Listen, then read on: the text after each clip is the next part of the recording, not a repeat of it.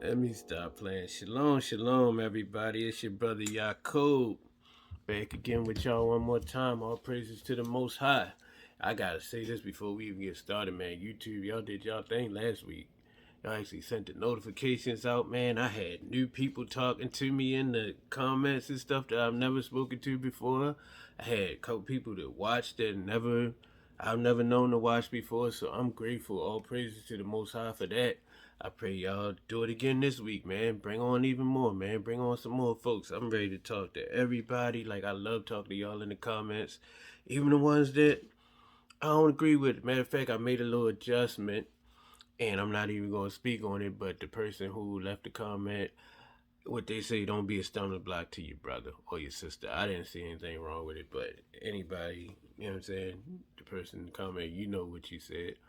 And so you won't feel that way if you do happen to turn back in this week. You'll see what I did for you. I hooked you up. Alright? Anyways, man, let's get into this. Oh yeah, and one more disclaimer. Excuse the glasses, please. This is allergy season. I get to rubbing a little excessively, so I ain't want to be on here with red eyes looking crazy talking to y'all. So do these on this week. Hopefully and prayerfully it won't deter from the message. You know, if it bothers you, turn the phone face down, because what's most important is the words that's coming out of my mouth. Well, really not even coming out of my mouth, coming out of these scriptures, man. I'm just reading for real.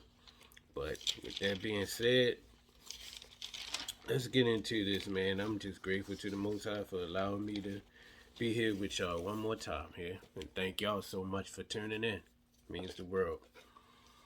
This is Exodus chapter 14, and we're going to read verses 10 through 14. This is the King James Version. And when Pharaoh drew nigh, the children of Israel lifted up their eyes, and behold, the Egyptians marched after them, and they were sore afraid. And the children of Israel cried out unto Yah, which is what we're supposed to do when we feel afraid. Call out unto him that can make it better, make it right. Verse 11, and they said unto Moses, because there were no graves in Egypt, hast thou taken us away to die in the wilderness? Wherefore have thou dealt thus with us, to carry us forth out of Egypt? They fussed Moses out. Is not this the word that we did tell thee in Egypt, saying, let us alone, that we may serve the Egyptians? For it had been better for us to serve the Egyptians than that we should die in the wilderness. Verse 13, Moses wasn't shook. And Moses said unto the people, fear ye not, stand still and see the salvation of Yah, or the Lord, it says in the King James Version, which he will show to you this day. For the Egyptians whom you have seen today, you shall see them again no more forever. Verse 14, and this is the key right here. Yah shall fight for you, and ye shall hold your peace. Well, let's get it out of the Amplified Bible. Same scriptures. Verse 10. As Pharaoh approached, that was loud, the Israelites looked up and saw the Egyptians marching after them, and they were frightened. So the Israelites cried out to Yah, like we supposed to do, like I said in the King James Version. Then they said to Moses, is it because there were no graves in Egypt that you have taken us away to die? They were scared. They thought he let them wrong for real. In the wilderness? What is this that you have done to us by bringing us out of Egypt?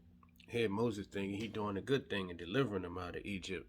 They mad at him because everything ain't looking like everything right this minute. So they speaking in haste, of course, but they really feeling it towards Moses right here. Verse 12. Did we not say unto you in Egypt, leave us alone, let us serve the Egyptians? For it would have been better for us to serve the Egyptians as slaves than to die in the wilderness. That's how it is when you're trying something new sometimes. People would rather just have it bad, and they learn how to cope with that than to try something new and go through them growth pains, them birth pains, man. That'll make somebody turn on you. Even in life that I've experienced, I know about that. They don't even want you to experience them by yourself. Mind your own business. They mind your business for you. Oh, you need to go back to that. Oh, maybe you left too soon. You sure you know what you doing? Oh, it ain't looking too good. Looking good in Egypt. Better go back. This is what Moses said to him. Then Moses said to the people, do not be afraid. Take your stand. Be firm and confident and undismayed. We read about being dismayed and about our souls being cast down and discomforted.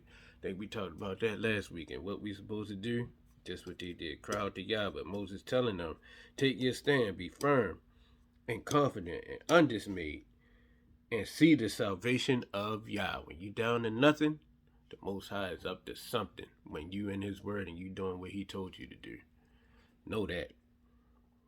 It says, which He will accomplish for you today. For those Egyptians whom you see today, you will never see again. Verse 14, God will fight for you, while you only need to keep silent and remain calm. Now, see, that's the word I needed. And shout out to my sister that I was speaking to on IG, and we was having a conversation that made these verses come to back to my remembrance, as it says in the scriptures, man.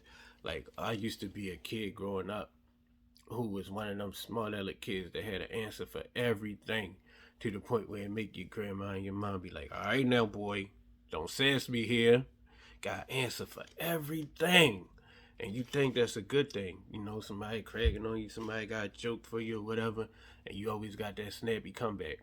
Till you realize that sometimes you hitting them with reason and logic, and the person just want to be in their emotions, so they don't even receive your snappy comeback. They don't even see the wisdom in what you said or the cleverness of what you said. Or sometimes you might not be the popular kid, you know, like the athlete, the jock, the popular kid, crack a joke and everybody laugh. The nerd say something back that's super accurate and even funnier if you really thinking and on a fair playing field. But because you're not popular, they scared to laugh with you. They might dap you up at the class or whatever on the way to the bathroom. So, yo, that was funny, yo. But in front of people, they quiet as a church mouse. You could hear a pin drop when you said your response. So sometimes you wasting your response. Sometimes it's better just to hold your peace, remain confident on the inside, and let the Most High act. You know, because sometimes what they say, I saw a meme and I love it. It said, you don't always have to tell your side of the story. Time will. So sometimes when people will bait you to get a response out of you. People will act ugly towards you, and then when you act ugly back, these same people would turn around and play the victim like, why would he say something like that to me? Why would he do that to me? And then the people that already loved them because they was already more popular than you be like, you right, he ain't had to say that. I ain't know he was like that. I thought he was nice. I thought he was this way. I thought he was alright, but nah, he mean. He went straight for the jugular. He ain't had to say that. I done been in those type of situations where as though I'm somewhere and somebody just cracking on me, just having at it with me. As soon as I say something back, them same people like, oh, you ain't had to say that. If you notice, my shirt says, shout out to my brother, Official Black Los. He turns in too.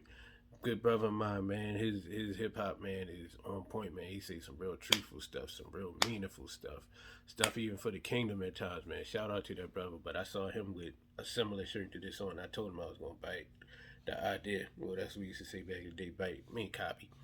It says sarcastic comment loaded. Please wait. And that was my MO back in the day, man. But I'm learning so much to hold my peace and let the Most High fight my battles. They still load and they still go up here, but I'm learning that everything that come up here don't have to come out here, because sometimes it's best and it's wisdom just to let the Most High handle it. Let him do his thing, and that way we don't look. Even some people get physical when somebody come at them or whatever, but sometimes it's best, not saying just let anybody do anything to you, but if possible and where possible, hold your peace, let the Most High fight your battle, because when he do it, there's no repercussions. Who gonna, what the girls say on the reality show, who gonna check me? Who gonna check the Most High? Somebody is always somebody that can check us no matter who we are. There's nobody that can check the Most High. So when you let him handle it, and you in right standing, you doing what he asks you to do, you living by his commandments to the best of your ability, and he come to your rescue, what can anybody do? What it say? At his command is done whatsoever pleaseth him, and none can hinder when he will save. When he come through and say it's time for you to get what you deserve, ain't nobody that can stop it. We can push forward and do everything, and we can get thwarted on every side if he determined it's not the time for us to get our blessing. But once he says it's time, ain't nothing nobody can do or say about it. So I'm learning I'm saying this to you. What that song say, encourage yourself says, I minister to you, I'm ministering to myself. Sometimes it's best to just hold your peace, keep doing righteous, keep being righteous, keep keeping the commandments to the best of your ability, and keep doing what it is, what assignment he put you on, and let him handle it. Let him fight them battles. What it say? If you bark at every dog, if you throw a rock at every dog that bark at you, you'll never get your task accomplished. So sometimes it's best just to stick your nose to that grind and do what it is that he told you to do, and let him handle all the detractors. Let him handle all the naysayers. Let him handle all the ones that try to put traps in your way. What they say, the person that set the trap is gonna be the one that fall in it. You know? So knowing that, not even worth it to waste your time on some people, man. That's their job. Just to get you off track, to keep you off course. And if they can do that, they going home laughing. And you just sitting there distracted, looking bewildered, looking befuddled, feeling crazy. When the whole time what you was supposed to be doing is just focus with them blinders on. I got these shades on, but with your blinders on like this, don't even look to the left or to the right. Keep tunnel vision. Just keep going forward. Keep your eyes on the Most High. Keep your eye on His commandments. Make sure we doing what we supposed to do, and let Him handle all the rest of that.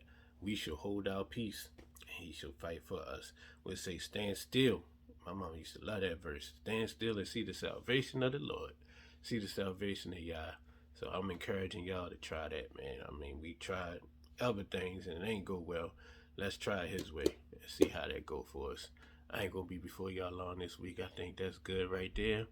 Most High bless and keep each and every one of us, and may we get together again real soon. I love y'all. Shalom.